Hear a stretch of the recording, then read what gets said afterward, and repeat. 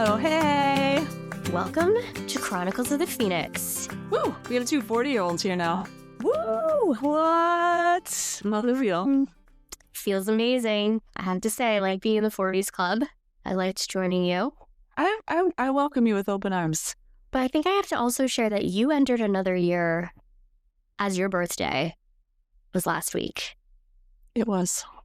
It's a little weird because as we're recording, it's tomorrow. So just talk about it like it's tomorrow. Okay. But when people hear this, know that it was last week. Okay, fair. How are you feeling about it? So good. That's awesome. Yes. Aaron and I love that we have birthdays close together. And we use our birthday energy in March to counteract all the other things in March that are sucky. Yes. So many sucky things. Yeah. Yeah. Mm-hmm. So I wanted to celebrate that and make sure we mentioned that too. Thank you. I appreciate that. Thank you. But I'm really excited for today's episode. Me too. Our podcast today is titled You'll Be All Right, Kid. And it's going to be about the anxiety epidemic that faces American youth. And the reason it has that title is Aaron shared with me this really powerful song a few weeks back. And so I wanted to kick us off by reading some of the lyrics of that song just to set the stage for our conversation today. So the song is You'll Be All Right, Kid by Alex Warren. If you haven't heard it, go listen to it. It's very powerful and amazing. I'm just going to read a few of the verses and chorus. I wish I had the number to my younger self. I'd pick up the phone and say, you're only 12, and you've lost more than most people do. You don't know it now, but there's still more to lose. 'Cause friends move away and people get older. Your heart's going to break over and over. You're not to blame, so don't blame yourself. I hope this helps. You're going to ask why. You're going to want answers. Going to feel like no one ever understands you. You're going to think twice before you start praying and wonder when the walls will stop caving. I hate to be the one to tell you this, but you'll be all right, kid. I wish you knew the feeling wasn't permanent. I wish you knew your brother would come back again. And time does heal, but don't heal everything. If you knew it now, who you were going to be. You might care less about what they think. Stop trying to impress the people who leave. It scares you to death, but don't take it hard, because I know you are. Yeah, I wish that we could play the song too, but we don't have the rights to it because he sings it beautifully. You also read it beautifully too. But we've been talking a lot about wanting to do an episode on the pressures of youth. As a coach, I see how overwhelmed our kids are, and I coach an indoor soccer team. Mm-hmm. We're called the Waterford Walruses. Yes. We created a very hysterical logo with a little bit of help of AI. It's a walrus wearing a top hat. He's beautiful. I've seen him. Right? And kind of looks like a Monopoly character. It's amazing, holding a ball. I love the alliteration of it. But one of the reasons that I really wanted that name was because I wanted there to be a space for the girls to play that was just fun. A space where they could do cartwheels on the field. They're teenagers, right? Like they could do cartwheels on the field. They could just try different positions without the pressure of feeling worried if they made a mistake, it would be the end of the world. Yep. That they could just channel their 6-year-old, 7-year-old self of just abandonment and have an amazing time. So we started off every game with, what's the objective? And the expectation was they all said, have fun. Mm-hmm. And I think they did. But it was because of this awareness that we have a society that doesn't embrace that for our kids. And they, and I see it in my kids, and I have two very different kids. The way that they operate in the pressure cooker is so different. Mm-hmm. One embodies it, and the other is just like, meh. Mm-hmm. And I need to, say, put a little more pressure on yourself. Mm. But I constantly am thinking about, like, how do I understand it differently? What is it? What's the driver of it? And with curiosity. And this song made me sort of think about it. And it's all the things that we tell our kids, right? Mm. And that we have this look back, and we all think back and look back and be like, what would I have told my other, if I had only known Yep. that those hurts, I would have survived them and stuff when it felt like the end of the world. And so, and I think that this song does resonate with a lot of the kids. So it just felt like a good anchor point to start with for this conversation. Mm-hmm. Yeah, no, when you shared it with me, I definitely connected with that sense of how, while this is a song of someone speaking to their past self, I think there is so much that we're all trying to do because we see the impact that this pressure has on kids, and we want to make it better for them, or we want to figure out how to help them. And oftentimes we want to share our perspective, but I think there's also a lot that we can actually be doing to shape that rather than what we're saying. And that this is sort of an important process to go through as a human, which is like being in the journey and being able to reflect on it after. Like, you can't take the journey away from the experience that the kids have. But it stood out to me from the standpoint of, what are some real actionable things we can be doing differently? Because the system itself has been so set to create this, especially in the United States. And so I think it really paves the way for how we might want to think about it differently. Yeah. And I think as a coach, as a mom, and coming out of the Olympics, and really some of the things that I was watching and seeing in that, I think I talked a little bit about it, and we'll talk more about it with what Norway does today. It just felt like a really important conversation to have. Yep, definitely. So, and really to anchor ourselves in the data about what we know about anxiety in America for youth. And we see it in our therapy rooms with our young adults that we work with the adults that we work with that have grown up in this space, and with the adolescents too, is that youth anxiety and depression rates have risen sharply since 2012, and not coincidentally around the rise of smartphones and social media. We've talked about that in the past too. The CDC reports that nearly 1 in 3 high school girls seriously considered suicide in recent years. Wow. And anxiety is now the most common mental health diagnosis among children and adolescents in the U.S. Yep. And that totally speaks to what we're seeing in our practices and 100%. Our own children. 100%. Right? Yeah. What we're seeing in school pressures, GPA culture, college admission arms race, AP is everything. And I'm certainly seeing that with, and I feel like we've talked about this too, but with Power School or whatever platform you use, this constant need to check your grades and what is it, and knowing it down to like the 10th point is wild to me. And then when you get into the class ranking, once you get to your junior year or sophomore year, whatever, it's just so much anxiety. Like, it just produces even more anxiety. And it's a very young age. Like in middle school, they're already starting to check Power School constantly.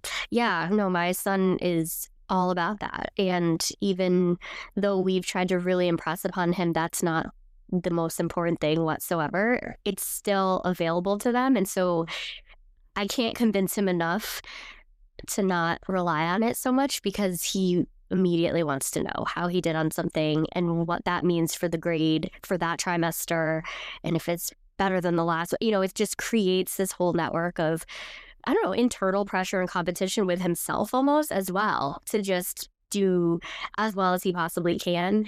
And it's such a fine line between that motivation of wanting to do well and then wanting it to be almost like perfectionistic or as perfect as possible. Right. And then feeling like you have to optimize your resume starting at age 12. Mm-hmm. And I'm seeing that too with kids and, my own kids of like, well, if I want to get into college, I have to make sure that I get into the AP classes. And kids are already getting tracked in 7th grade with whether or not they're going to get into the honors math courses. And the kids know that.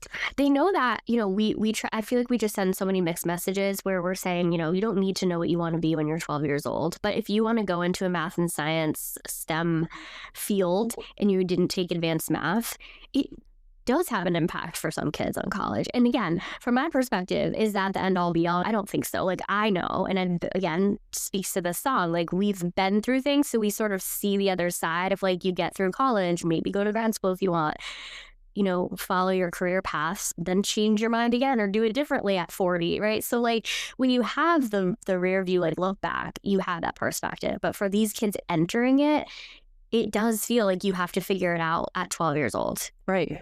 Right. And the message is your worth is your academic output. Yep. Yeah.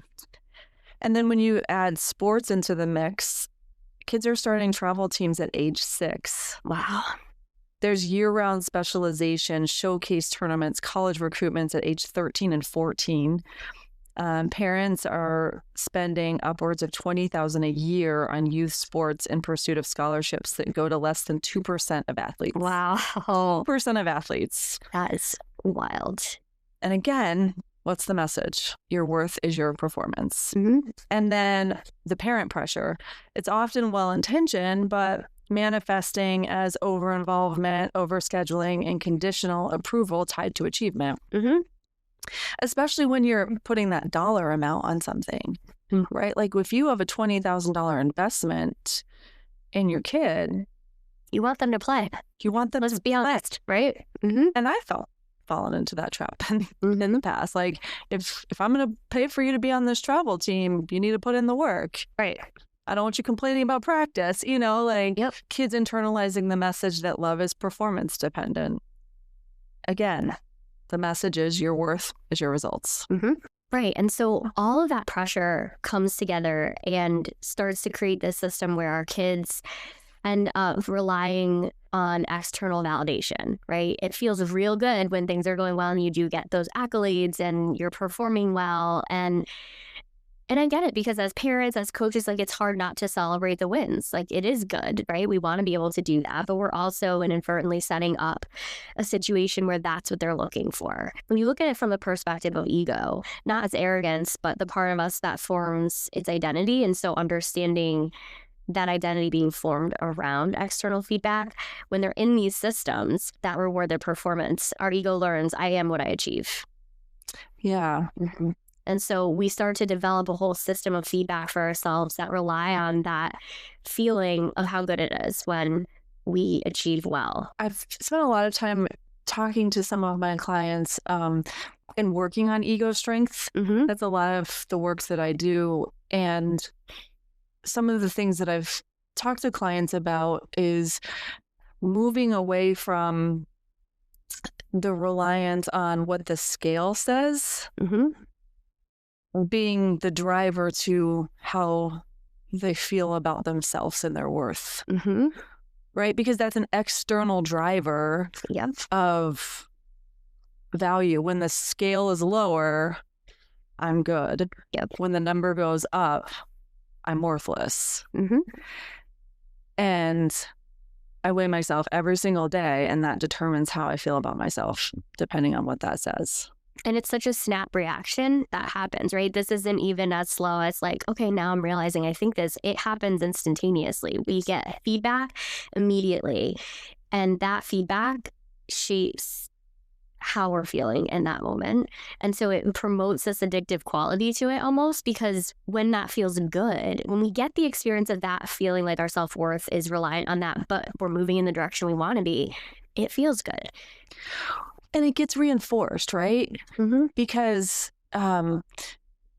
especially like you have a society, if you stay on the weight, physical attribution side of things, we have this beauty culture, right? That monetizes and is very profitable on weight loss drugs, on beauty products, on all of those things.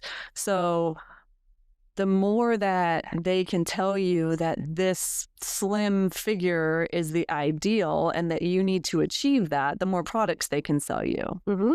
So then everybody else, every time you look smaller and they say, oh, you've lost weight, or oh, you look really great in that outfit, or Mm-hmm. oh, your skin looks so good, what are you using? It only reinforces that addictive quality of, well, when I am in this place, I'm good, but people don't love me if I don't look like this, if I don't have my makeup on, or if when my weight goes up, they're not going to say that to me. So clearly I'm not lovable or I'm not worthy.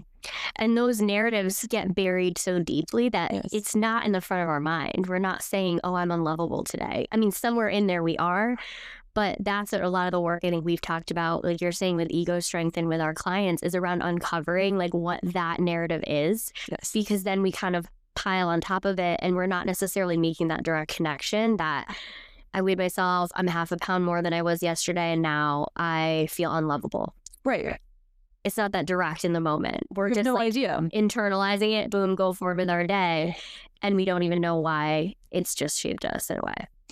Yeah. I mean, I think about a story of a kiddo who struggled as early as first grade with spelling test. Yep. And wasn't as successful with the spelling test, worked so hard every day to achieve the spelling, to get it right, and wasn't able to.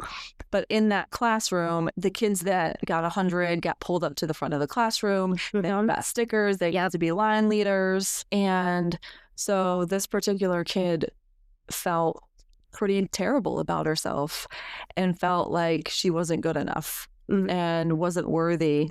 When she started to catch up and started to achieve and get that external validation, the external input and that dopamine hit started to be like, oh, I'm worthy when I do well on a test, when I do well in sports, when I am pleasing, when I, do things good for friends. Yep. And it was all externally driven. Right.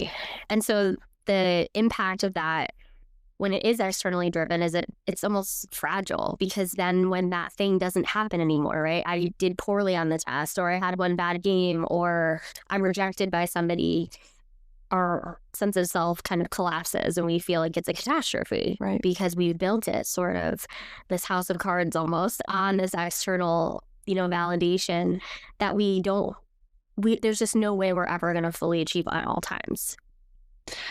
And that's when it can create extreme risk with generalized anxiety disorder. It can manifest into eating disorders, addiction, all kinds of things that cause significant harm to yourself when you're not able to find your worth internally. Right. And this is something we all have experienced, but I think youth today has that much more exposure to. And like we've mentioned in past pods and earlier in this one, the social media factor is huge here, because we really are setting our kids up to be looking for likes, scores, grades, how much playtime they get. And it's almost then turbocharged by social media. Like they get multiple pieces of feedback in that way, like dozens of times a day. So you're able to, so that system you're talking about, that dopamine hit, that validation that comes in externally is amplified 100 times probably than what we experienced. Sure. Because of that, it's just set up that way. And so when that validation stops or even goes the other way, it creates anxiety, depression, and a loss of your identity. Yeah. And I don't know if you heard, but there was a recent case that actually just the verdict came out yesterday about holding Meta and YouTube accountable for being addictive for kids. I thought it was interesting because this is sort of a very big step for our in doing this, but essentially just to do a really brief overview, there is a young woman who was suing Meta and YouTube, saying that their engineered to be addictive for kids. And she goes on to share like her story of starting using YouTube at age 6 and Instagram at age 9. And what was uncovered is that there were intentional internal documents in these companies that were gearing towards, if we want to keep the teens involved in using our platform, then we have to hook them as tweens. And that they were intentionally creating systems in those platforms, whether it's like infinite scroll, autoplay, beauty filters, notification loops, created to make it addictive for kids. That's so not surprising, but I'm very glad to hear that there was accountability. Yeah. And so a lot of people are saying it's going to be a lot like the 90s with big tobacco, really recognizing that, you can't just have this product that you're creating that causes harm and decide that you don't care about that. Right. And it's just profit over well-being. Yes. Yeah. So I thought it was interesting just for this conversation because it actually does, I think, confirm what so many of us as parents know. And especially as therapists, we see this, that it really isn't like a willpower thing, that having like boundaries in place and things like this around social media are necessary to not fall into this trap. And so I think when you think ego development and you think external versus internal motivators, it makes sense why this is so hard, because it's set up that way. And this is just one example of how it's set up that way. Well, yeah. And I think about it like I have a fully developed ego and I didn't grow up. I grew up in the mixed generation where we still had play, and then the phones and computers came on, and I still get trapped in the social media algorithms, and I can get spammed with the same ad over and over again, and all of a sudden by like the 5th time I'm like, I need that, I'm gonna have to buy that makeup or whatever it is, and that just happened last night. It happens. And I'm like, I can't resist it anymore.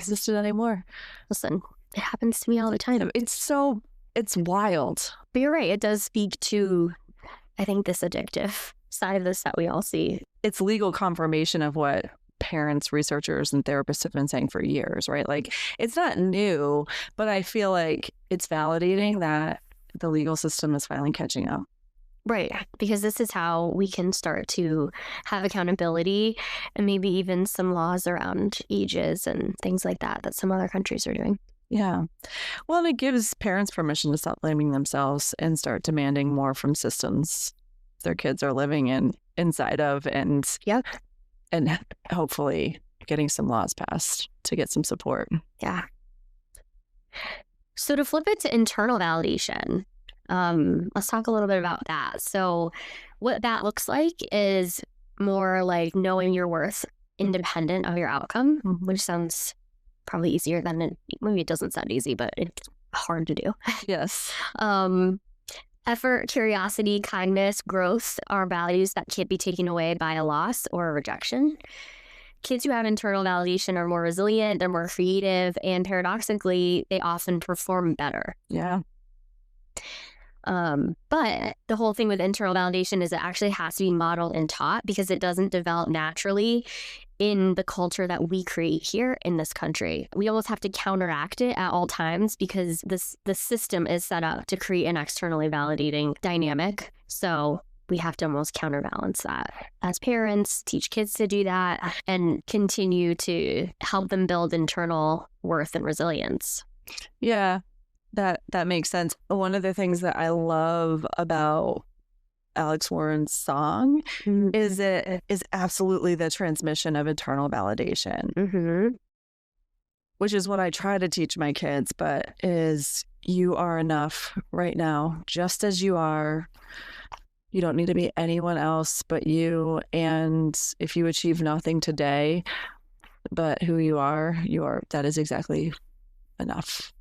Do you feel like you had people tell you that when you were young? Like, yes, I think that. So I think a couple things. I definitely had, similar to what we were talking about with kids with grades and other things, like I definitely had a lot of external validation. I did well in school, so but here's what's interesting is I always thought that about myself, like, oh, that was like, I'm the same, I'd be that way too, like how kids are today. And I'd be checking all my grades and seeing how it goes. And I'd get a lot of validation from that. And it also came to my realization recently when my mom found my old high school report card that there were times I actually really wasn't doing super well. And I don't really remember it. So I probably just blacked it out. So I guess by that point in high school, I knew I was taking like really hard classes and stuff. So I think my parents were pretty good at letting me know that wasn't the focus, because I definitely didn't internalize for me as like a failure of mine, because I kind of forgot about it. And I actually have memories of, in action, my parents modeling that school, while it's important and we value education, like isn't the only thing that's important. And I always joke about a story. I don't know if I've shared it here before, but it's just a tiny one where I was very focused on I think I was a freshman in high school and I wanted to get all my work done, and I had homework, and I was stressing out because we were going out to dinner for my grandmother's birthday that night. And I was like, but I can't get everything done. And my mom had to actually tell me, like, it is okay to not finish homework, to go to your grandmother's birthday. Like, and I will write you a note and I will let school know that that's not our priority, that this is more important, this time with your family, getting to enjoy this, than it is to do your work. And I will always remember that conversation, because it did give me the experience of knowing like that actually isn't the most important thing. And it was played out in action. Like I could see that she meant it. There was follow through. Like it wasn't just words. But I feel like it did send the message that as I was who I was good enough, that like meeting with family and spending time and in relationship was more important than performance. Yeah. That's really incredible that your mom and dad, but specifically it sounds like your mom really embodied that and lived that for you. How do you think that shaped you going forward in your life?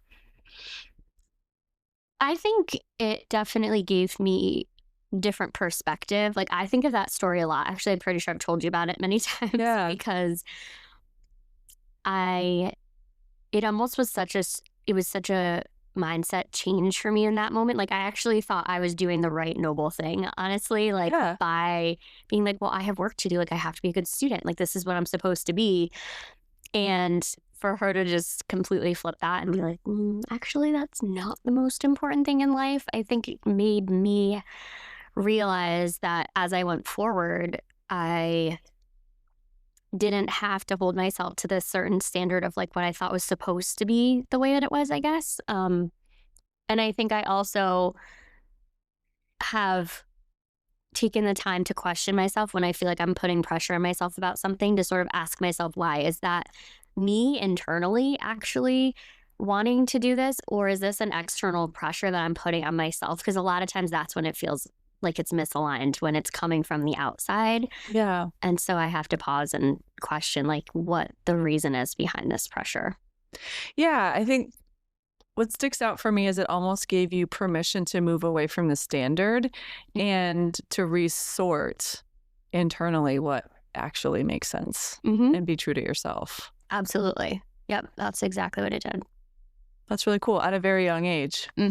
That's really cool. Yeah. Thank you for sharing that. Thanks. I like the question. It also got me thinking about, I really don't think that I had coaches that did that for me.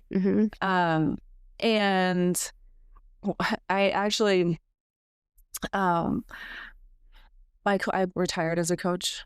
A little sad about it, to be honest with you. It is sad. It's a new discovery. I've been like writing in my head my retirement speech. I haven't like Ted Lasso it in some way, like some really powerful found. Yeah, I've written it a couple times in my head, but I haven't put anything to paper. It's gonna be really good. I can't wait. Can I come? Yeah, totally good. It might just be a Facebook post. I don't know. Whatever you do, I'm gonna make you recite it on this pod, though. Okay, that's fair. But I was thinking about like all the years. I remember when I first, I think Addie was 8, and I got a call, like, we really need you to be a coach. And I was like, I don't know if I'm qualified to be a coach. And they're like, we really need a coach. Like, you can do it. It's fine. They're really little. Like, just show up. It's fine. And I was like, okay. And the director of coaching for the girls was like, I'll help you. It'll be fine. And I knew soccer. I played as a kid, but never at any high level. And so I did it, and I had a blast. We had a stuffed animal that we won at Six Flags. It was a bear. We named it Beast. It came to every soccer game. Yes. I did really unorthodox drills, as you can imagine. The 7 and me. I can. Don't think, just shoot was one of the drills. Perfect. Not find that on, I don't think, on anything. We had hula hoops to keep spacing. It was just a lot of fun, and I really tried to instill fun and like positive, and I brought a lot of the psychological enjoyment into it. But I definitely wasn't the most technical coach or anything, but I had people as they got older that did that. But I don't think I had that as a kid. And I'd like to think that I did a good job and I had an impact on the kids, but I don't think I had that. And it got me thinking about like different countries in different ways. And when I was watching the Olympics this winter, I think I mentioned it on a different pod. I saw what Norway did, and I'm like, God, they do it right. Because I get frustrated about how we do sports in this country. It honestly sometimes makes me angry. And the way they do it, they have 5 million people there.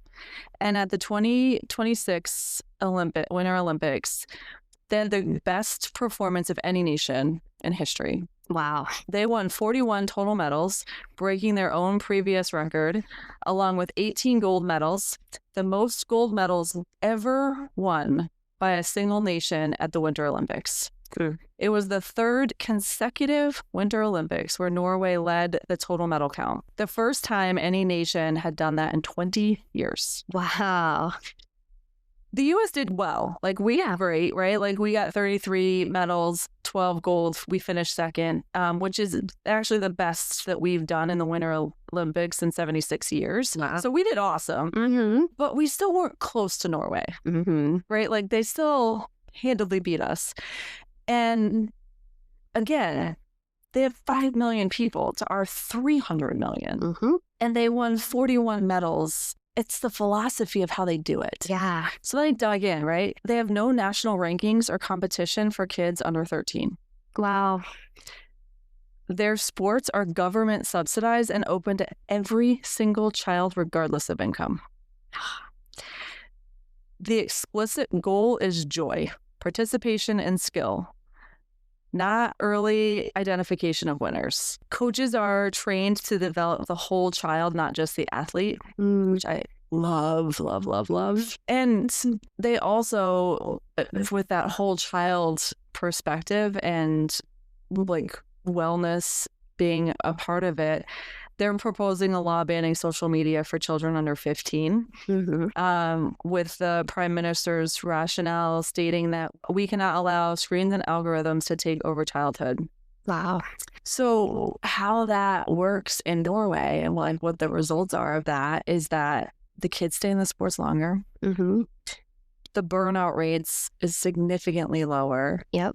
When elite talents emerge, it's developed rather than burned out. Yep. I watched this video, and I think I mentioned this before, and this one person that I think he won multiple gold medals in cross-country skiing, he didn't start the sport till 15. Right. Right. So you didn't have to become an expert at age 6 all the way up and nurtured for this, and you didn't have to have the resources to do that from age 6 on. Like, he had the experience of joining that whenever it felt right. Which, in contrast to what we do in America, the U.S. system is built to find the 1%. And in doing so, we leave behind 99% of the kids. We spend enormous resources on elite development and almost none on keeping our average kids joyful and active. Right. They're sitting on screens.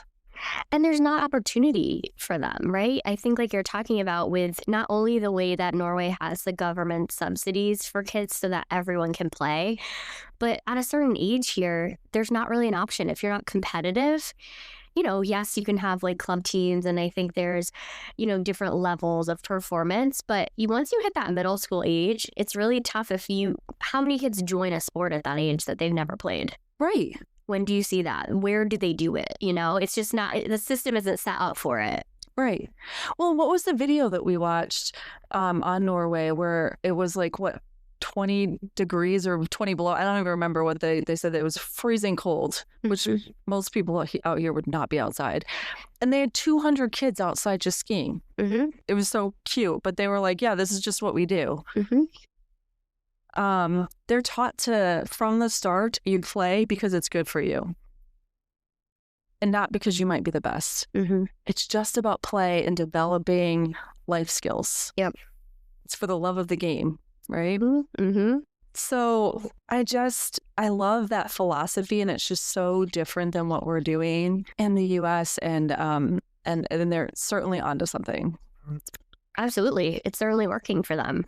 And it makes sense why, right? When you see it that way, it's going to take a lot to reverse, I would imagine. Well, because it's for profit, right? Like these travel teams are making a lot of money off of parents putting their kids in these travel teams in the hopes of that 1% or 2% scholarship. Right. The 2% of the kids that are going to get the scholarships. And I can tell you that in my small sample in southeastern Connecticut, I'm seeing very, very burnt out kids that are going to multiple practices a week in multiple sports while doing honors courses, and are just very overwhelmed. Right. And not joyful. Right. You're not seeing a lot of fun and play and all of that. It becomes almost burdensome and overwhelming. But yeah. Yep. Kids have to work early. They do. I remember really having fun in high school. I was a ridiculous, in junior and senior year, ridiculous cross-country runner. I love it. Ridiculous how? It made my friend's mom angry because when I moved to Wisconsin, she had promised as a cross-country runner, but when I got there, she decided to be a goofball with me. Would make our cross-country uniforms as goofy as possible. And then we would run through every mud puddle. We just had fun. You should not care about the outcome at all. Get a little lost once in a while. It was just about for the love of the game. It was not about winning in the least. So it's amazing though, but impressive, because it's not easy to do that. Yeah. I think I just had a philosophy, like, if I knew I wasn't going to win, I didn't care. I just was like, man, now it's just going to be fun. There you go. Yeah. It's adaptive. Yeah. Yeah. I also don't know that I cared about winning. Maybe that was adaptive and self-protective, but I really didn't. Yeah. And I think we have those kids, right? I mean, you talk about the difference with your kids and kind of their philosophy. And even though I think at any given time we can have our own level of like where our competition is and where we get that drive from. Only ever, my sister was an athlete and I wasn't. I had tried to play soccer, but that's when I first hurt myself, my knee problem I have. And so that kind of quickly shut that down. And I was like, yeah, no, I'm not doing any of this anymore. And so I definitely never had motivation from like winning sports, stuff like that. It kind of it was never really there probably for me, but it definitely wasn't there after that. But I definitely got the drive from like school stuff and that kind of thing. Yeah, I was definitely more like competitive and driven in school, but I think in sports, maybe because my brothers were so hyper competitive and there was more investment in that. I just definitely did not. I was an athlete, but I didn't care. Yeah. So with all that, I think we're talking so much about how it's kind of a setup for our kids and for us in a lot of ways, especially as parents, coaches, educators, right? Like totally. Yeah. And so we did want to talk a little bit about what we can do to kind of help counterbalance this, right? Because we said in order for that intrinsic motivation to be built, we have to really push back against the system that's there. So be intentional. Yeah. Yep. So for parents, the things we could do are examining what we're celebrating and recognizing that we want to focus on effort and character over outcome and performance. Watch our body language after a game or our kids get a grade because they read us instantly. They can immediately tell whether we are proud of them, whether we are disappointed about something, right? They're reading everything and picking up on it. And so it's just being intentional with how we're responding, even with our bodies. Asking our kids, did you have fun, before you're asking them how they did at something. Let your kid quit something without making it a life lesson in perseverance. Love that one. I do too. Yeah. We both are getting good at that one. We are. We definitely are. Yep. I feel good about that one. Me too. Say out loud regularly, I love watching you play, and I'd love you just as much if you never played again. Yeah. That's a big one. And then having an honest conversation with your kids about what social media is actually designed to do to them, just so they understand the inner workings of it. I find that with my kiddo, information is so important to him. And the more I can give him like facts and information, it does impact things for him. Yeah. And it's not a scare tactic. It's more just truth telling. So making sure they have the information they need to understand why things are designed the way they are. Pretty sure I'm going to send that verdict to my kids. Good. I'll do the same. Yeah.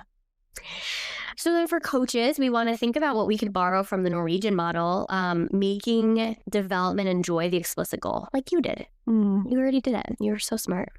Ahead of your time. And then separating players' identities from their statistics. That one's huge. I think that just like we heard with Norway, them not, I love that they don't have ranking before that age, like before 12. I love that too. And be the adult who sees the kid behind the jersey. Not just looking at them for their performance, but really knowing that this is a child. Yeah. And a child with who knows what background, with who knows what going on in their lives. And this is an opportunity for them to engage in something really powerful and positive. So we want to keep it that way. I love that. For educators out there, creating space for failure as a learning tool, not a mark against a permanent record. And then noticing the anxious kid who is performing perfectly. Recognizing that as a red flag, that's not actually what we want to be seeing. We want to help point out that perfectionism at times and normalize the struggle. Yep. And so then for the rest of us in every aspect of our lives, we want to model our internal validation in our own life. So, right, if we're trying to teach our kids this stuff, like we have to live into it. We have to recognize, just like your example with the scale and everything else, like we can't be reinforcing our own external validation every day in a system that tries to do that. We have to do this ourselves. Gosh, live it. Live it. Let your kids see you fail, recover, and define yourself by something other than achievement. That's huge. Yep. Put down a scorecard. Sometimes we just have to be present. Yeah. And this transition's been really helpful. I feel like that's been one of my goals too this year, and being very planted in the present and not so much on my phone and the addictive social media. Yep. I think that's a great intention. So a few takeaways from today's episode. The anxiety epidemic is systemic, not individual. Our kids aren't broken. They're responding rationally to a system. School pressure, sports pressure, social media pressure that was built to measure them, not nurture them. And I think that's becoming clearer and clearer every day. Yep. Norway is proof that a different way works and is possible. No rankings before 13, sports for joy, not scholarship. A proposal to ban social media for kids under 15. Result in 41 Olympic medals from a country of 5 million people. Yep. That's not coincidence. And aren't they a country that generally gets like the happiest country in the world? Oh, yeah. They're part of that whole thing, right? Denmark, right? I feel like... Yeah, the Scandinavian countries, they're always... Dang it. Yeah. So they're onto something over there. They are. And yeah, just get outside and play. Yeah. Like no rules, just play. Have fun. Have fun. And lastly, you have more power than you think. The algorithms are powerful, but you are in the room. When you celebrate, how you react after a loss, what questions you have, what you model. These things wire a child's brain. Use that power intentionally. Mm-hmm. That's great. I would say you'll be all right, kid. I think where you started with, we all have to go through bumps and bruises and struggle in life and in childhood to become who we're supposed to and meant to be. Yep. And so that's part of this. And so and anxiety is inevitable, right? But I think the purpose of this conversation is to figure out what parts of the pressure and anxiety is too much that we're putting on our kids that we can take out a little bit of. Yeah, bring a little more peace, play, fun to the situation, and recognize how we can lighten things up where we do have a little control, right? It's always about what we can control, what we can't. We're not going to individually right now overhaul the sports system in the United States. But like you said, you took the opportunities in those small ways to impact the team of kids you were working with. And I think that's exactly the message here, is that it doesn't mean you don't have impact and you won't change the system, but you can start to change it at the individual level with your own kids, and certainly as coaches and educators and therapists and people out in the world by embracing the importance of play and reduce that pressure a little bit for everybody. Yeah. And I had the best time. Some of my best memories that I'll look back on are the years with those girls. Yeah. And I coached the boys some too, and that was great as well, but I had more years with the girls, so yeah, I'll miss it, and it was wonderful. I'm really grateful that I had the opportunity and thankful that Kevin convinced me that I could do it. That's awesome. Yeah, years ago. Yeah, so thanks, Kevin. And thanks to Christine and Michelle and Bill and everybody else that I got to coach with. Amazing. So there, I did my speech. You did. That was it. You did it. It felt very powerful. Thank you. I love the walruses. I just have to say, I love the Waterford walruses. It's. I really want Waterford to switch from the Lancers and become the Waterford Walruses, but that would be perfect. I think that the Lancers is overplayed, but oh my God. I think if you were doing like Family Feud, like top 10 answers to what you would name a sports team for Waterford, I think we would get Warriors. We would get the one, yeah. I don't think Walruses would make the list, but I think it should. I think it should too. The other thing that was great that I just have to say and add to my speech to edit it is that one of my other Hayden was also one of our mascots. Okay. And he would often go get balls and stuff like that through the years. And that was also on some of Addie's teams. But and he often did those no matter what the weather was, barefoot. Amazing. Yeah. Wow. He loves to be barefoot. Yeah. It's a special gift he has. I like that for him. Yeah. Just brings and he inspired the walruses. No doubt about it. Obviously, Walro, shout out. Shout out. And this is going to drop on my special girl's 16th birthday. So, happy birthday, Addie. Happy birthday, Addie. We love you guys. See you in 2. See you in 2.